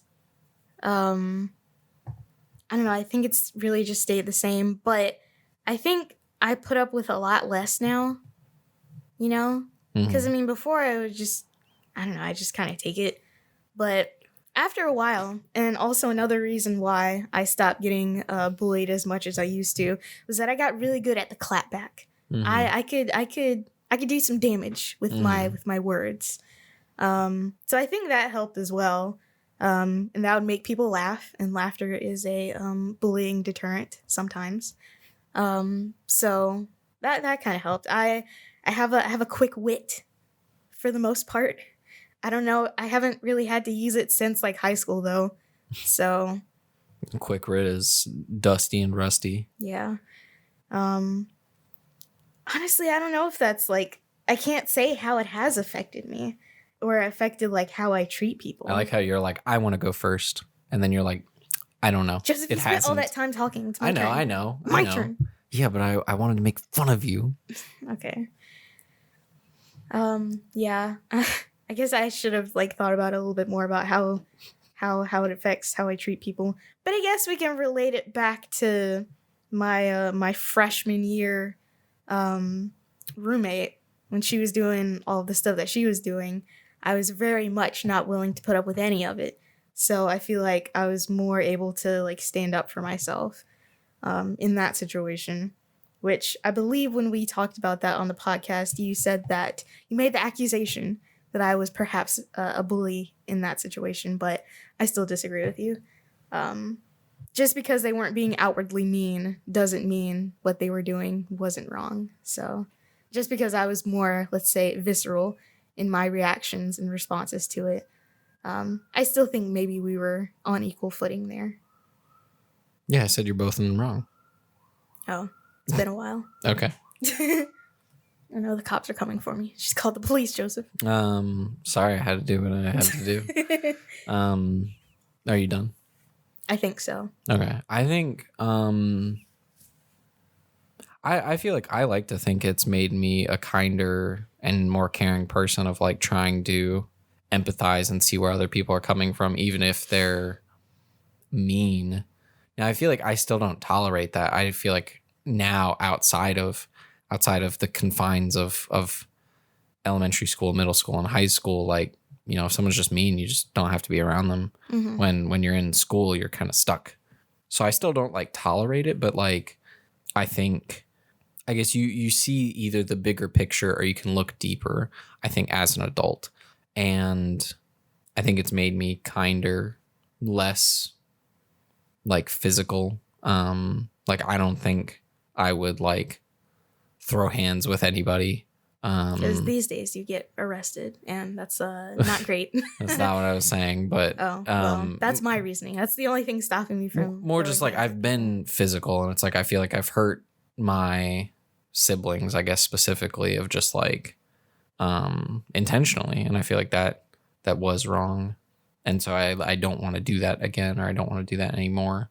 There's some other thing I wanted to say. Well, while you're thinking about that, something that I realized, I've known it for a while, but I realized it yesterday, is that I don't really have like a healthy outlet, or really any outlet at all, for my anger. Mm-hmm. There are times where I'll just be like mad, but then I'm just like mad. Like, what do I do with that? No, I'm not a screaming person.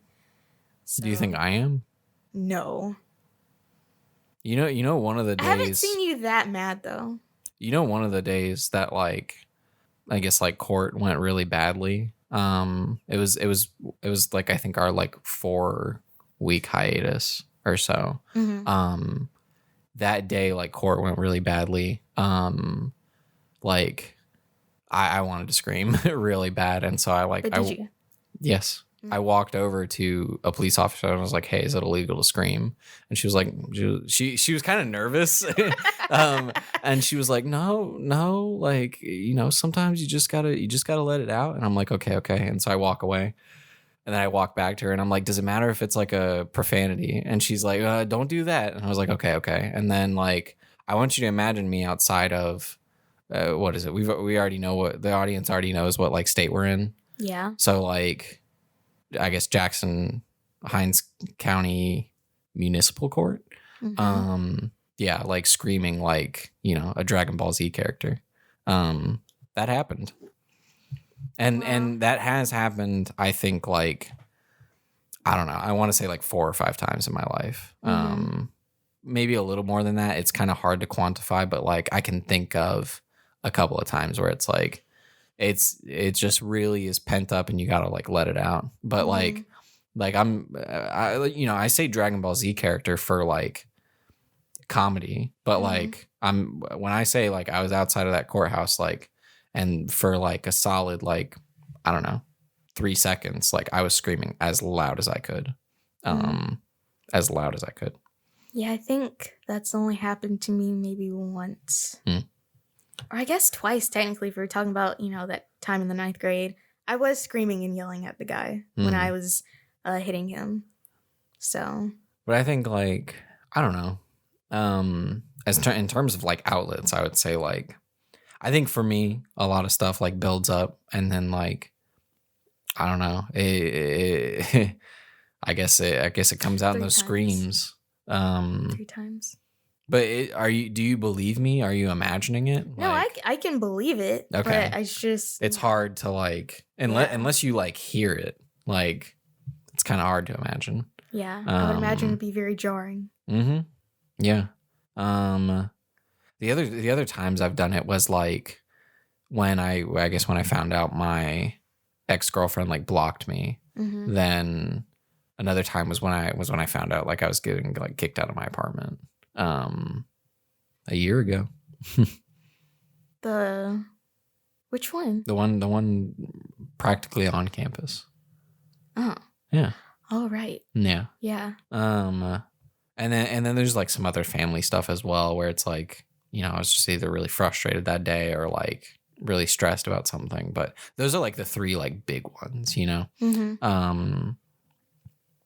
Journals are good for outlets, but That is true. I still couldn't necessarily think of, like, what the thing that I forgot was, but something I did want to say is, like, how it shapes how you treat people is, like, I guess I didn't list this in my bullying examples, but, like, or I sort of did with my friend from church about, like, exclusion of, like, and there's more stories I could tell, not right now, but about from, like, middle school where it's just, like, feeling left out because I was, like, the new kid or because I wasn't as cool or because there was enough friends in the group or my friend needed space, but feeling excluded a lot as a kid, throughout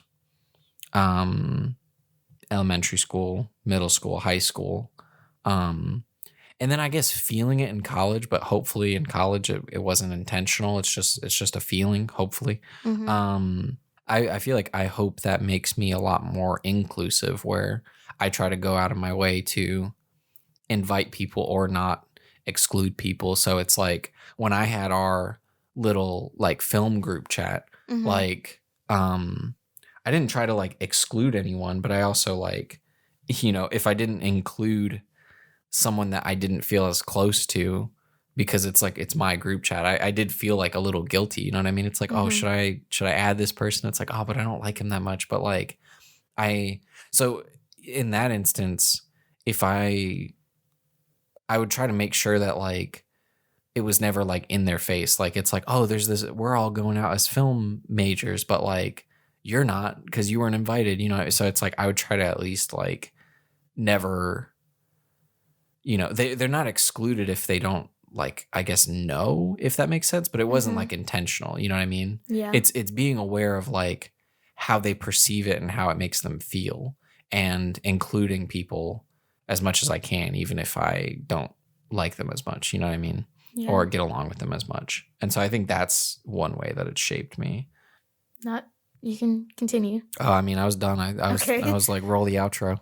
Oh, well. But do you want me to keep going while you think? Do you need this thinking time? I mean, no, it's just, thinking about stuff that had happened and relating that back to what we were talking about. There is some stuff that happened like junior and senior year of high school that I didn't mention that did not involve me beating people up, but still was kind of pretty significant. Mm-hmm. But of course we're running out of time, so Fall Guys awaits. Yeah, the viewers, the listeners, they'll just be left to wonder. They're waiting for that Fall Guys Let's Play episode.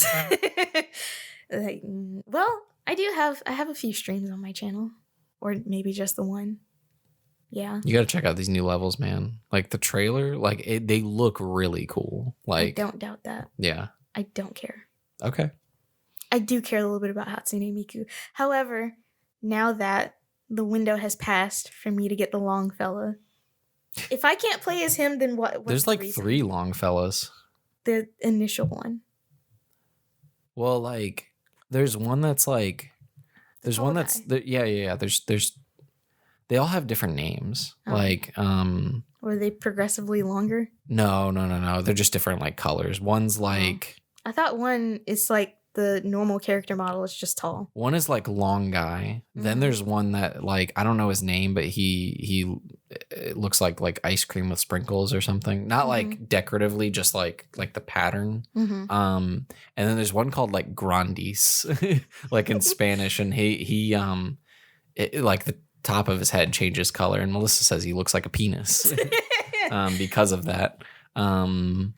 But there's 3 of them. You might have one of them because like I think one of them Grandis got gifted to everyone, but I don't know if it was like if you played before this time or if it was like if you played within this window. So you might have Grandis and you just don't know it.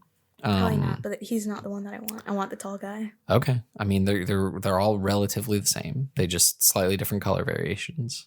Well, I don't see how they're like different colors if it's just the one that I'm talking about though, right? Mm-hmm. He's just pink. He's just default. Yeah. Yeah. But he's like whatever color you choose. No, he's just pink default. Really? I'm pretty sure, yeah. I have to look this up. Okay. Because it's not like a mod where like tall guy or long guy skin in Fall Guys. Yeah, him. Oh, I guess it's like the top half then, right? Yeah, and there's a bottom half I think to go with it too. Because like it doesn't like blend. It's like it goes over your character. It's almost like he's wearing a tall suit. Yeah, because you see that seam. That's like yeah. It's weird how they do their skins. I mean, I know, but it looks obscene. Obscene? Like in a penis kind of way?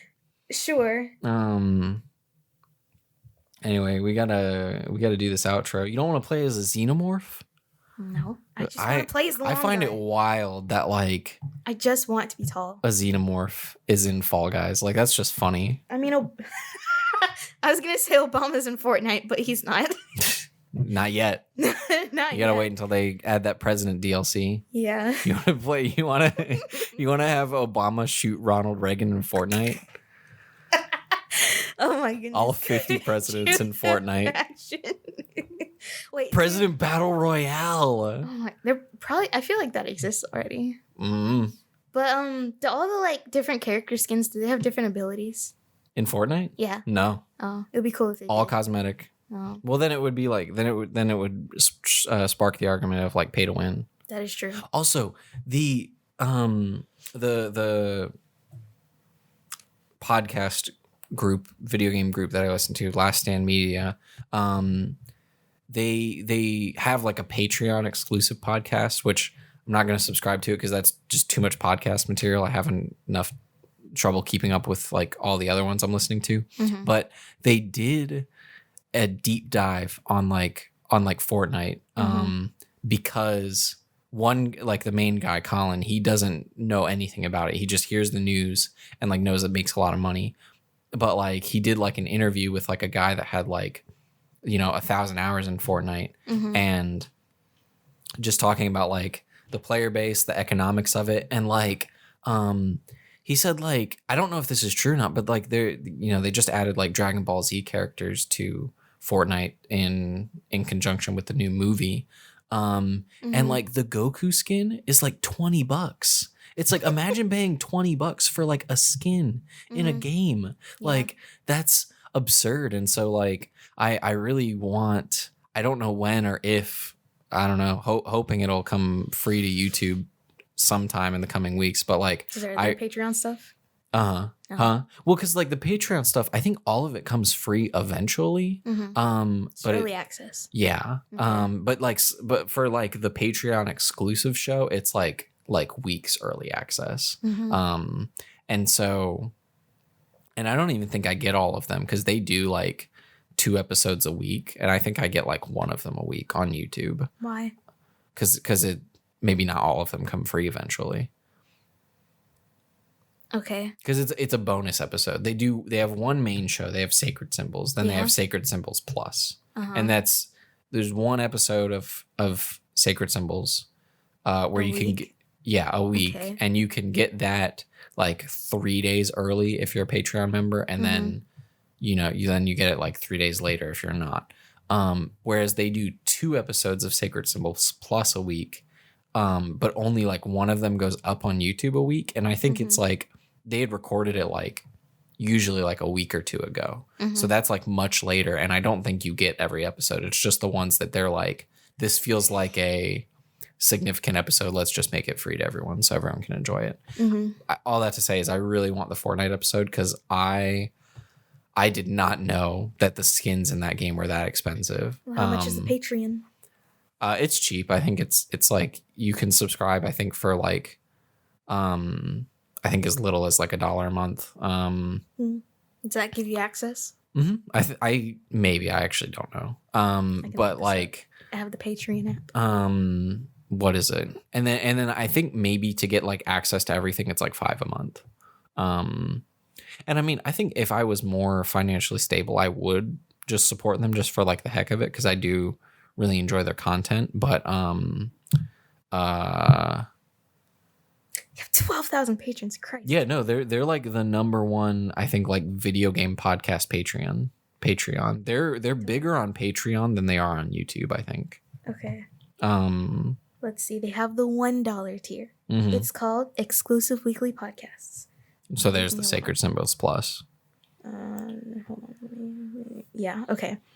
So exclusive access to Sacred Symbols Plus twice a week.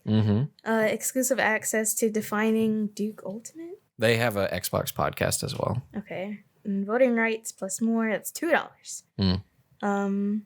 We need to end it. Come on, we're just diving into Last Stand Media's Patreon. Let's see, most popular tier, early ad-free access, and some other crap. It goes up to, let's see, 25. This has been the. Okay. I like this. It's just we gotta. This isn't good. $1, Joseph, it's like $1. Yeah, but if I'm paying for it, then I'll feel obliged to listen to it, and that's art. That's an additional like the. You can like unsubscribe.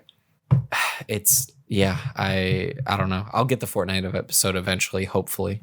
Okay, well, this has been the 27th episode of the Not Just Aaron podcast. You can find us on all major podcast platforms, that is Google, Apple, Spotify, YouTube, and Anchor.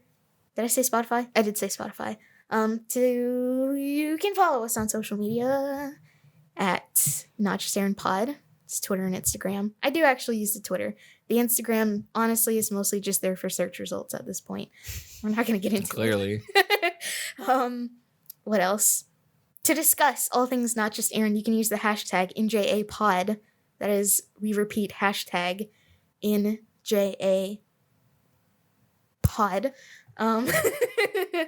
Who are we sponsored by? Brett Favre. All right, thank you to Brett Favre. Do you remember? Okay, we gotta go. But do you remember there is a like Funhouse video where they talk about Brett Favre, but James keeps pronouncing his name like Brett Favre, which is why I always like what game are they playing? I have no idea, but it just stuck out to me. I don't think I've seen it.